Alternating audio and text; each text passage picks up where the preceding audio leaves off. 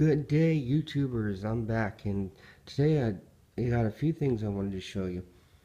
So, the tomato plant, it's mid-January.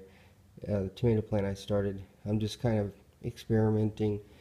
I know there's not a whole lot of sun to really get things growing this time of year, but you can see the banana plant is just doing phenomenal. And it's really great because I can always tell when this plant has plenty of water, because you get drops of water that travel up the leaf and down these nice big leaves and collect right on the ends. Anyhow, I do also have a source of light. It's called a sunlight. I've attached it to the ceiling so that this time of year I can give these plants a little bit more light. I've got some fig trees that I ordered online, a couple of different fig trees that I'm starting.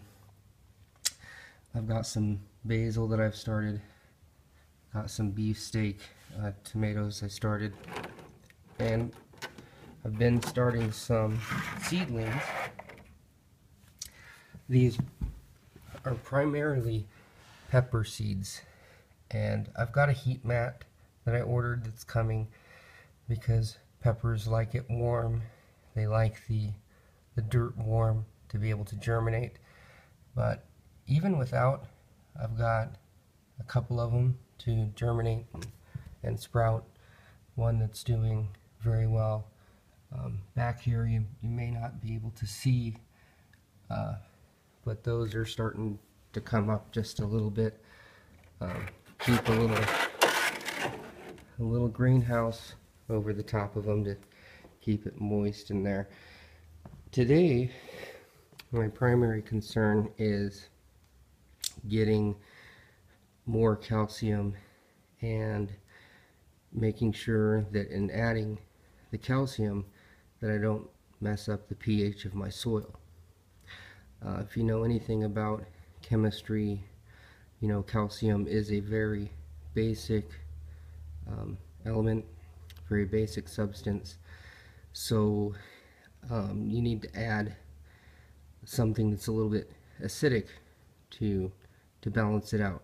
Tomato plants do like the soil a bit acidic, so if you just add loads of calcium in there, you're gonna really bring the pH level of that soil up to a very basic alkaline level, and the tomato plant won't thrive in that.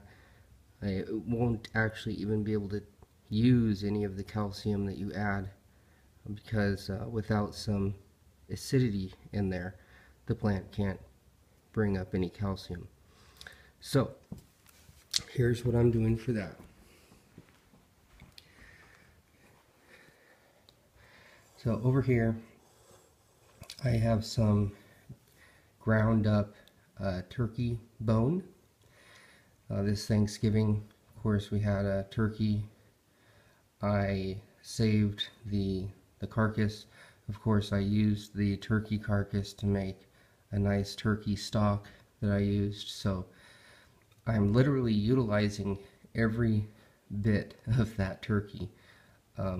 And you don't need very much ground up bone. Actually, this might be a little bit too much calcium, so I probably won't be putting all of this, calcium in that little pot of the tomato seedling that I've been weaning.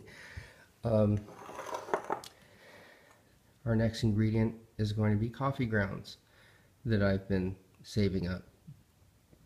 Now bear in mind, these are spent coffee grounds.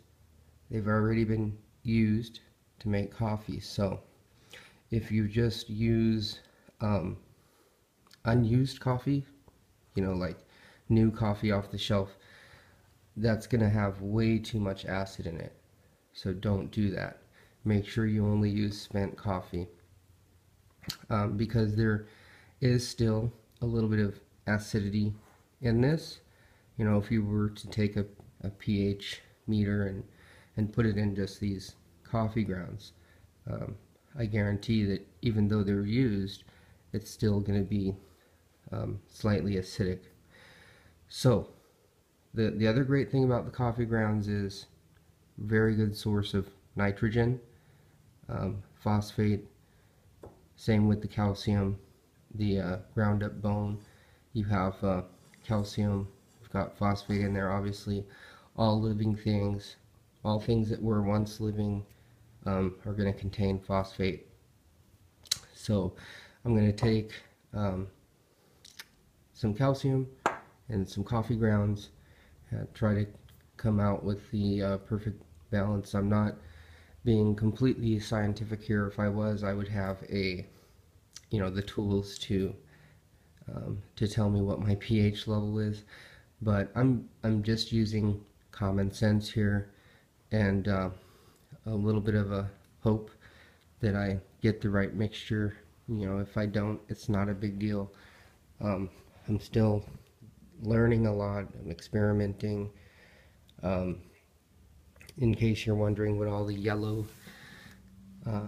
fly paper is in here, Fungusgnats. Somehow your indoor plants, Fungusgnats, like to live in the soil, and then they actually lay their eggs in the soil, and their babies grow in the soil, and then they turn into gnats. So I've got fly paper called sticky stakes pretty much everywhere to try and eliminate, or at least bring down the population of those fungus gnats. They may not cause any major damage or harm to your plants, but they can be a bit of a nuisance. So I've been battling that a little bit. Anyhow, I'm gonna go ahead and get the bone meal that I've made, get the coffee grounds, get that mixed together, and then I'll mix it in the first inch or two layer of the soil, kind of work it in there, and then give it a bit of a watering, and this tomato plant should continue to be healthy. I did notice the leaves had started to yellow. The new growth, of course, comes out real nice, but and a lot of the yellow could be that this time of year I don't have enough light, but this is just regular potting soil that I used, so I know there's not going to be nearly enough calcium and nitrogen and that sort of thing in this soil. So the bones and the coffee grounds are going to be great for that. So hopefully you've enjoyed this video. Please give it a thumbs up if you liked it, and if you do leave comments, I'll be more than happy to reply to your comments. Thank you.